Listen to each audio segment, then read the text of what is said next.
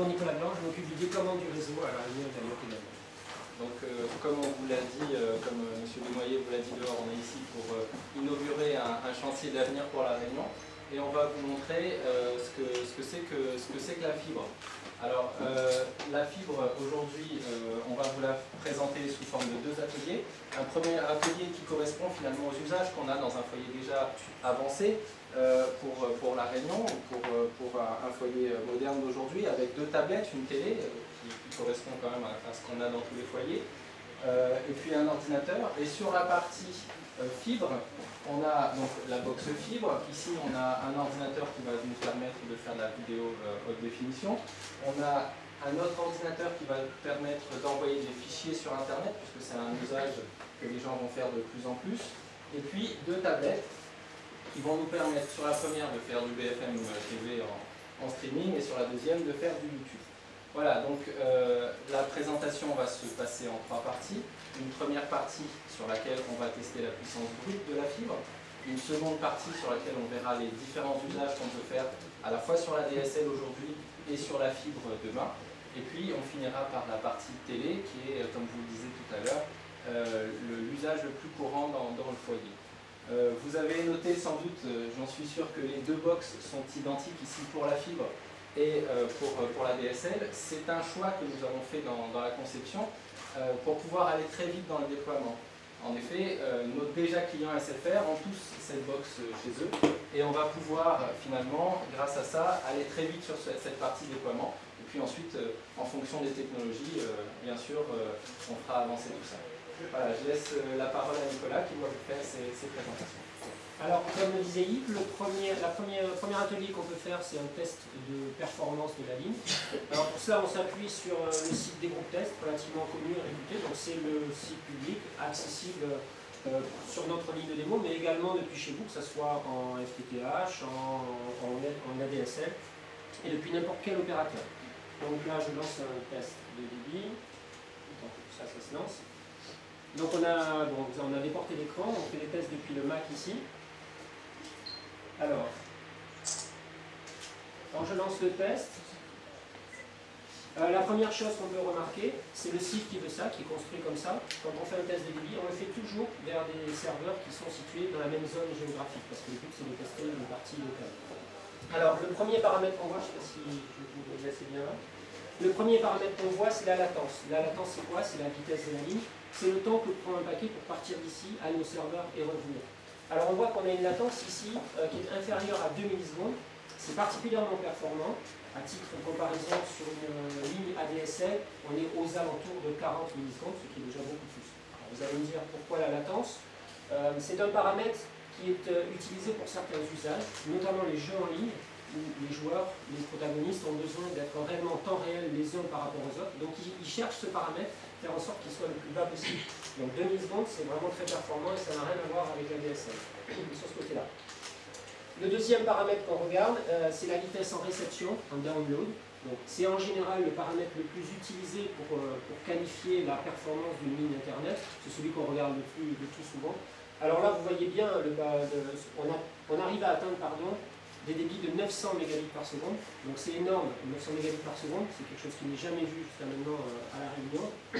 À titre de comparaison et pour rappel, on a sur la DSL des débits qui sont au maximum de l'ordre de 20 à 25 mégabits par seconde. Sachant que, petite parenthèse, sur la DSL, la performance, les débits que vous pourrez avoir dépendent de votre position géographique par rapport au central. Quand vous êtes loin, on connaît le problème des zones blanches, tout ça, qui n'ont pas beaucoup de débit. En FTTH, la différence est flagrante. Où que vous soyez sur une zone qui est couverte, vous aurez toujours les mêmes performances. Voilà. Donc là, 900 mégabits, vous voyez, c'est énorme. Alors les usages, on les voit plus facilement. C'est la capacité à faire venir du contenu depuis Internet, des films, des fichiers, peu importe. Le troisième paramètre qu'on regarde, c'est la capacité en envoi de la ligne, donc en upload. Donc c'est un paramètre qui est un petit peu moins regardé. Alors je ne sais pas si vous voyez le chiffre, on arrive ici à 170 mégabits par seconde. Alors là aussi, on a quelque chose de tout à fait exceptionnel, encore plus flagrant, je dirais, vis-à-vis de la DSL, où on obtient en général des débits qui ne sont pas supérieurs à 1 ou 2 mégabits par seconde. Donc, vous voyez le rapport 1 à 172, c'est énorme. Alors, les usages, ils sont un petit peu moins évidents à l'heure actuelle sur la capacité en envoi, c'est la capacité à faire partir un contenu depuis le domicile, depuis les foyers, vers Internet. Alors l'usage qui va se démocratiser de plus en plus, c'est évidemment l'usage du cloud, où on fait remonter par exemple des sauvegardes de vos photos, vous avez besoin de faire remonter. Actuellement c'est quelque chose qui est très difficile à cause de la limitation en upload. Et là du coup on arrivera à atteindre des usages qui seront de plus en plus évidents. Voilà. Qu'est-ce qu'on peut faire justement concrètement avec cette puissance par rapport à ce qu'on pouvait faire sur la partie ADSL. Voilà. Alors, la suite, on va vous montrer le poste type, en quelque sorte, enfin, du moins l'usage type d'une connexion ADSL. C'est quoi? C'est une télé qui regarde un contenu télé, comme vous le faites probablement en 3P, en HD. Ce sont des tablettes. Alors, une va regarder un contenu, je pense qu'on est sur YouTube ici, une autre du BFM TV en direct, un PC qui va faire de la navigation Internet. Ça, c'est l'usage d'aujourd'hui, l'usage classique qu'on peut faire. Alors, quand on passe à la vitesse supérieure, donc en FTTH, bon, on retrouve grosso modo la même empreinte, c'est des usages tablettes également, on va pousser la qualité, une tablette, deux tablettes. Justement sur la qualité, là en fait on voit déjà que sur BFM TV qui s'adapte en fait en fonction de la bande passante qu'il y a derrière, on n'a pas la même qualité sur les deux tablettes. Et sur la partie YouTube ici, la vidéo est en 2K. Donc j'ai poussé la qualité de la vidéo ici par rapport à celle-là, qui tourne bien, hein, sur la DSL ça tourne bien, mais on n'a pas la même qualité vidéo sur les deux côtés. Là on va être aux limites, en fait, c'est ça qu'on va vous montrer, on va être aux limites ici, tandis qu'ici, on va pousser le test un petit peu plus loin. On a un Mac ici qui est un petit peu plus puissant, sur lequel on peut regarder une vidéo. Alors c'est facile, alors je fais de la vidéo, je cherche du contenu de qualité.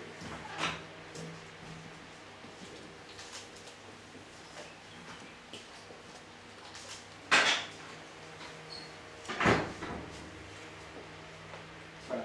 Donc quand on lance un contenu ultra haute définition, alors vous voyez, ça va venir avec des images, le cliquet, c'est pas le même, on monte en qualité clairement. Ça va venir, le générique est un petit peu long peut-être.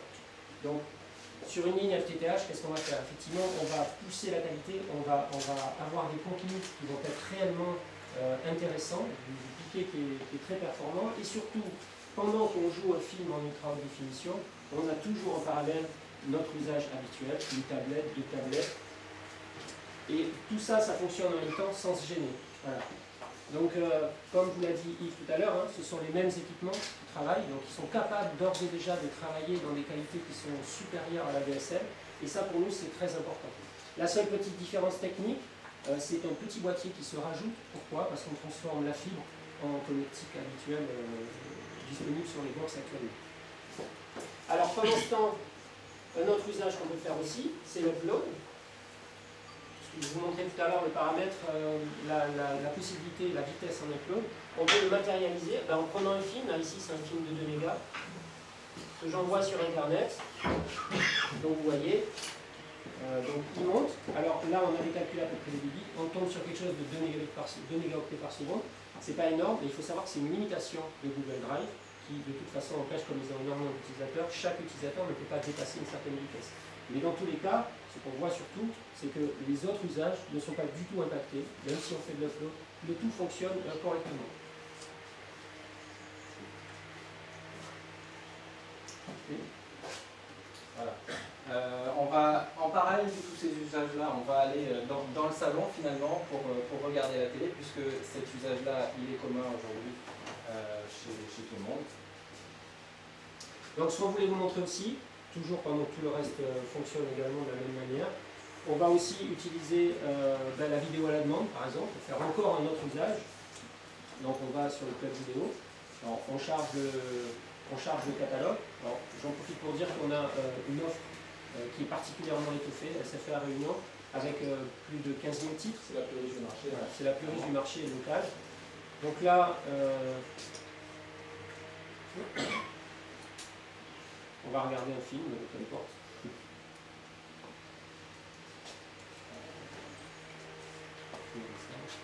Chef qui parle de plus, peut-être.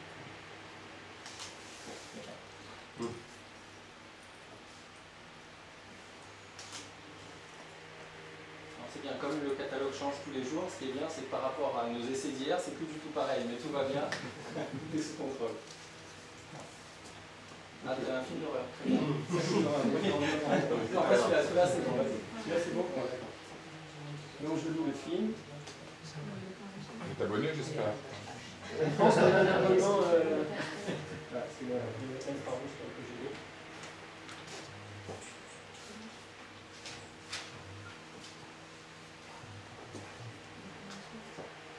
Donc on lance la vidéo. On peut remettre un upload en parallèle, hein, c'est pas un problème. Voilà. Parce que là, en fait, en quelques minutes, le fichier de 300 mégas, enfin, moi ça me fait rêver hein, personnellement. Le fichier de 300 mégas, il est déjà passé sur Internet. Hein. C'est vrai qu'on parlait du journaliste tout à l'heure, c'est de faire monter des contenus rapidement, c'est réellement quelque chose, je sais, qui pose problème. Pour les métiers comme l'architecture aussi, on voit ces problèmes-là. Donc là, on est sur une offre, on a baissé en qualité, peut-être vous pouvez le voir, on est revenu en HD, hein, c'est maintenant. Donc on a quand même tout qui se fait de façon simultanée, et c'est réellement ça qui est important. C'est-à-dire qu'on sait que l'usage au domicile va vers la multiplication des devices, la multiplication des appareils qui vont tous faire des contenus qualitatifs en même temps, et tout ça, ça ne posera pas de problème.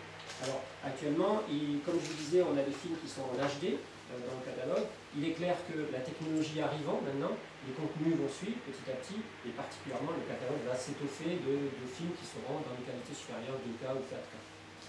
Voilà, donc si vous avez des questions spécifiques à cette démonstration, on est là pour y répondre. Je vous rappelle que juste après, on vous ramène à SFR pour une conférence de presse donnée par M. Desnoyers et M. Egésip, où vous pourrez poser toutes les questions sur la partie stratégie et sur SFR en général. Voilà, je vous écoute. Si on a été très clair, tant mieux. Hein. Il y a un point qu'il faut re-souligner là quand même, je crois, c'est que ça, c'est une connexion standard. Ah, complètement. C'est la connexion standard que nous allons construire. Quand on dit que nous allons construire, on y reviendra, 30 000 foyers d'ici à la fin de l'année, c'est 30 000 foyers qui pourront avoir accès à ça. Ce 900 mégabits, il sera accessible à tout le monde. Alors, ça sera évidemment le cas pour le marché résidentiel, sur les foyers, qui a été là. Bien sûr, vous imaginez que sur le côté professionnel, on peut faire aussi énormément de choses. Ce n'est pas exactement la même démonstration, mais c'est la même capacité. D'ailleurs, je pense à l'instant, un cabinet d'architecte, un bureau qui travaille avec la métropole, ça permet de délocaliser, ou justement de relocaliser un certain nombre d'activités du fait de la puissance de la connexion, de la puissance du réseau. Ça permet de travailler à distance, ça permet de travailler proche de chez soi, sur l'île, même quand il s'agit de projets qui ont vocation à être au-delà. La démonstration là, par rapport à la DSL est impressionnante, mais est-ce qu'il y a des spécificités de la fibre SFR par rapport aux autres fibres que l'on pourra trouver sur le marché qu'on trouve déjà? Ou est-ce que c'est aussi impressionnant chez les autres, simplement, ou différencié par les 8 ou les serviettes? Alors, la fibre, c'est le débit, d'abord. Et c'est ça qui est montré, c'est tous les usages en même temps, c'est l'ensemble des services, avec beaucoup de qualité, et puis tout en même temps. Bon. Après, il faut voir quel service. Et c'est là qu'il va y avoir des différences. Et c'est là que le fait d'être dans un grand groupe, qui est le groupe Altis et Numericable SFR, va permettre aussi d'amener par cette fibre toute une série de nouveaux services. Là, on a parlé de télévision, de vidéo, on a vu déjà que le catalogue vidéo était très large. On peut imaginer énormément de nouveaux services autour de ce qui relève de l'image animée, des films, des vidéos. Et puis demain, tous les services dématérialisés, comme on dit, hein, qui permettent d'agir à distance, vont être accessibles par la fibre. Donc la fibre, elle n'est pas forcément différente en tant que technique, puisque d'ailleurs les réseaux qu'on construit vont être mutualisables, et d'autres marques pourront utiliser les réseaux que nous construisons, mais par contre les services sont bien les nôtres. Et les services, et les box, et de manière générale, ce que vous verrez dans les écrans. Et par ailleurs, le 900 mégas que Nicolas soulignait tout à l'heure, vous ne l'avez pas ailleurs.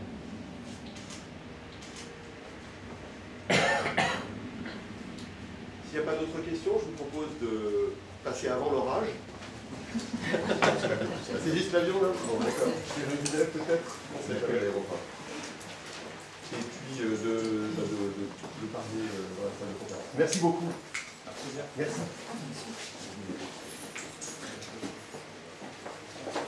Merci.